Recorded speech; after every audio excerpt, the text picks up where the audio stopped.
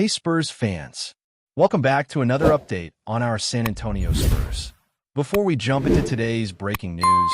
make sure to subscribe to the channel and hit the like button. And here's something special for you. Everyone who subscribes and leaves a comment with their name and the city they're watching for will automatically be entered into our giveaway to win an official San Antonio Spurs jersey. So don't forget to subscribe, like the video, and comment your name and city below. Stay tuned, because the next Spurs fan wearing the jersey could be you. The arena was suspended in an almost unbearable silence as the final moments began to drain off the scoreboard. And in that thick atmosphere of tension, where every breath seemed to echo like an invisible drum, a figure emerged who refused to let chaos take control. De'Aaron Fox, shaped by pressure, advanced with a composure rarely seen, turning a hostile environment into his personal stage as he led his team with unquestionable authority, reaching the mark of 31 points on a night that would leave a deep imprint on the memory of everyone who witnessed that battle.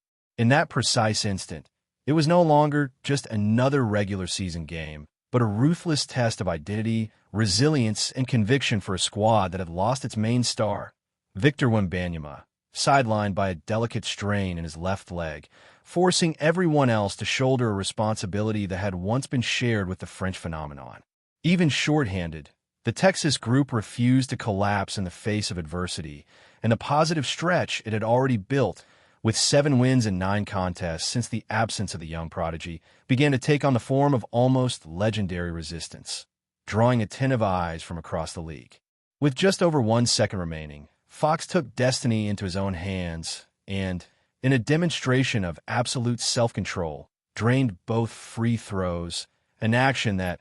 more than adding numbers to the scoreboard, symbolized the definitive rupture of his opponent's hopes. However, the ending still held one final, nearly cinematic act, as Franz Wagner launched himself toward the basket in a desperate attempt to alter an already sealed fate. It was then that Luke Cornett, in a monumental intervention, rose up like an unexpected wall and blocked the shot at the exact moment the clock expired, freezing time and securing a victory that had felt like a mirage just minutes before. The opponent had staged a fierce comeback during the final period, shrinking a deficit that had once reached 15 points in the third quarter, igniting its supporters with an aggressive run that included a thunderous dunk by Goga Bitadze, drastically cutting the margin and rekindling hopes of a historic turnaround. Not satisfied, Wagner then knocked down a three-pointer with just over 1 minute remaining, making the gap nearly disappear and creating an atmosphere of absolute desperation inside the arena, where every possession became an event loaded with anxiety, expectation, and uneasy silence. On the very next trip down the floor, an unusual mistake by Fox gave the Florida squad the chance to take the lead for the first time since the end of the opening period. But pressure revealed its cost when Jalen Suggs missed a close-range attempt, letting slip a golden opportunity to rewrite the story of that night. The leader's response was immediate and surgical. Back at the free throw line, he converted his attempts once more with steel-like precision, pushing the count to 112 to 109, and in doing so, crushing the final thread of hope that still lingered on the other side of the court. Beyond the protagonist, other names emerged as fundamental pillars in the construction of this improbable triumph. A young player coming off the bench, Dylan Harper, displayed impressive maturity by adding 16 crucial points, providing energy and momentum when legs were already beginning to fail. Devin Vassell also played a vital role, knocking down important shots and displaying ice-cold posture under pressure, while Julian Champagny, Keldon Johnson, and Harrison Barnes assumed added responsibilities, proving that collective strength could indeed survive the absence of its greatest star. Despite the monumental efforts of Wagner, who scored 25 points, and Suggs, who added another 24, along with the contributions of Desmond Bane and Tristan da Silva, the visiting team simply could not overcome the emotional and psychological wall built by their opponent in the closing stretch, when every mistake was amplified and every made play was celebrated as a personal victory. What became evident that night was not only the tally on the scoreboard or the number of defensive stops, but a powerful message sent to the rest of the league. Even wounded, Even doubted, even submerged in uncertainty, this group refuses to fade away quietly. And as the crowd slowly left the stands, still trying to process what they had just witnessed,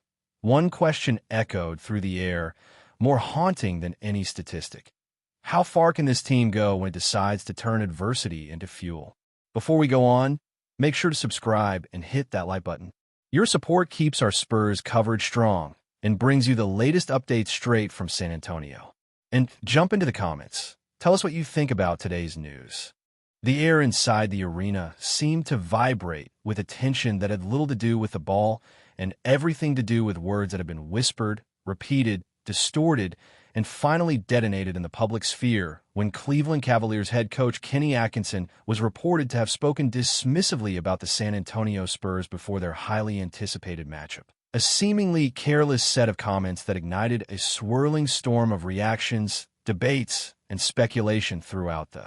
league, transforming what would have been an ordinary regular season game into a symbolic confrontation fueled by pride, reputation, and an unspoken demand for respect that resonated far beyond the hardwood. The news spread like wildfire across social media platforms, sports channels, and fan forums, with supporters of the Spurs rallying together in disbelief and outrage, questioning how a seasoned coach like Atkinson could openly undermine a franchise so rich in history, discipline, and championship pedigree, a team that, despite recent fluctuations, remains embedded in the very DNA of professional basketball as a model of consistency and excellence. And the more his alleged remarks circulated, the more they began to feel like a direct challenge to the identity of San Antonio itself. Within hours, the narrative shifted from pre-game analysis to a dramatic storyline rooted in redemption and defiance, as fans dissected every syllable attributed to Atkinson,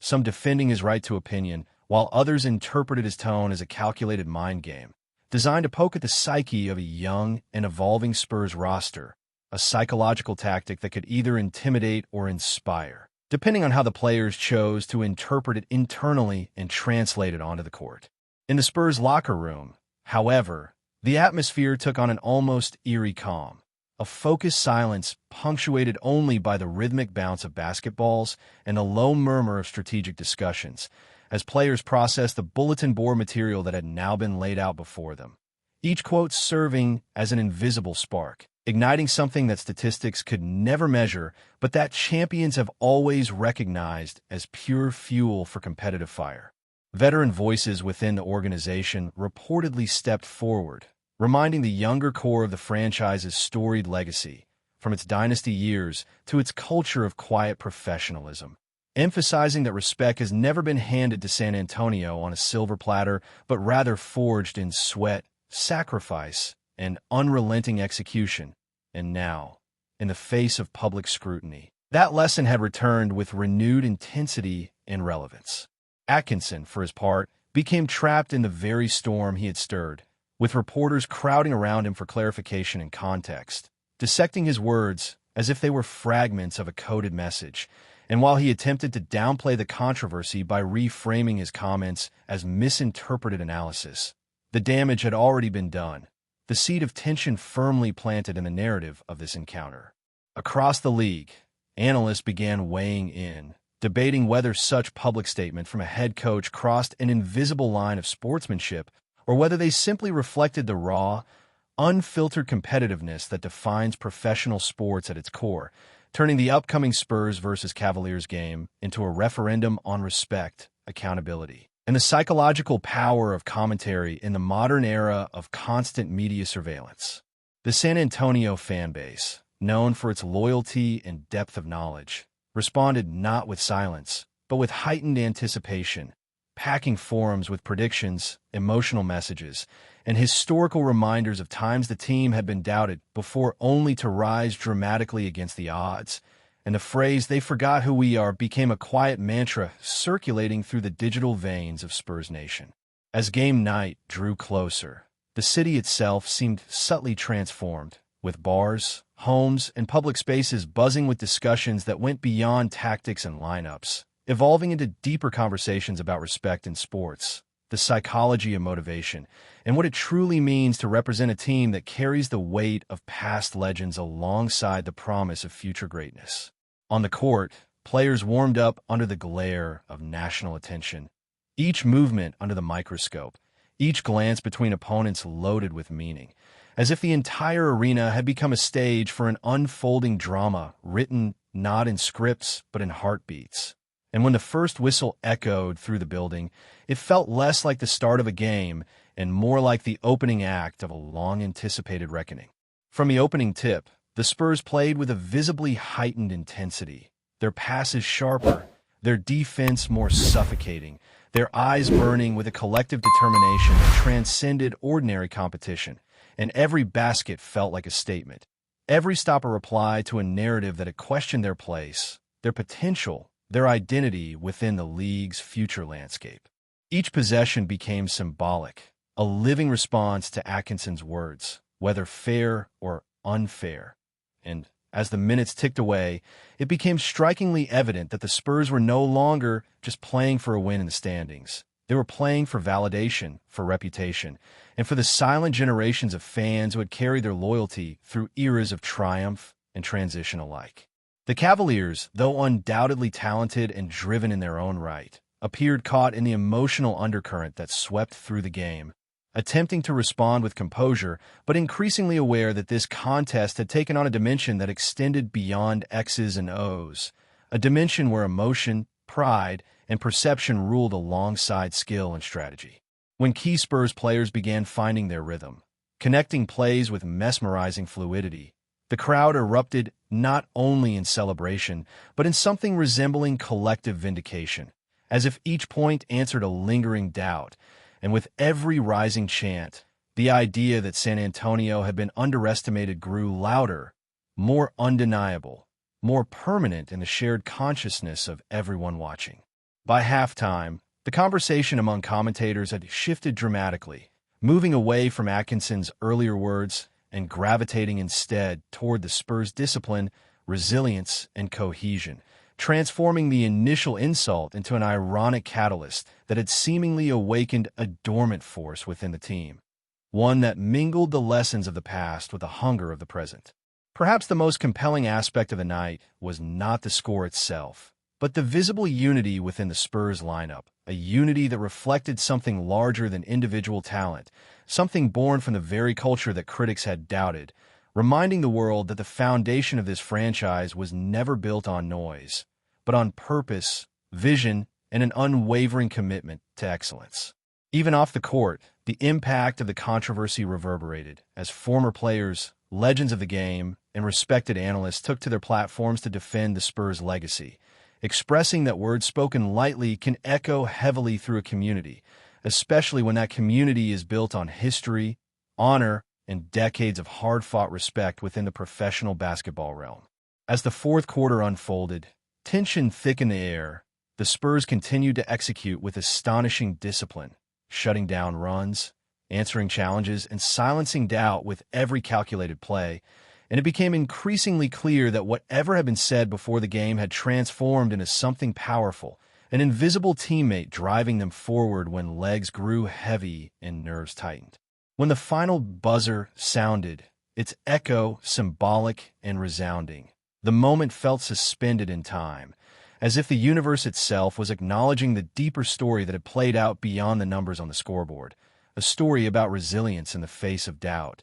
dignity in the face of criticism, and the quiet but unbreakable strength of a franchise that refused to be diminished by careless words. In interviews following the game, Spurs players maintained a calm, respectful demeanor, refusing to inflame the situation further, yet their carefully chosen phrases hinted at a deeper satisfaction, a silent message that their response had been delivered where it truly mattered, on the court, in front of the world, through action rather than retaliation. Atkinson, now noticeably more reserved in his tone, offered a statement that walked the fine line between clarification and concession, acknowledging the Spurs' performance and expressing respect for their execution, a moment that many interpreted as an unspoken apology, though the echo of his initial remarks continued to linger in the narrative like a cautionary tale. The aftermath of the incident sparked broader dialogue within the NBA community about the role of public commentary, the responsibility of leadership figures,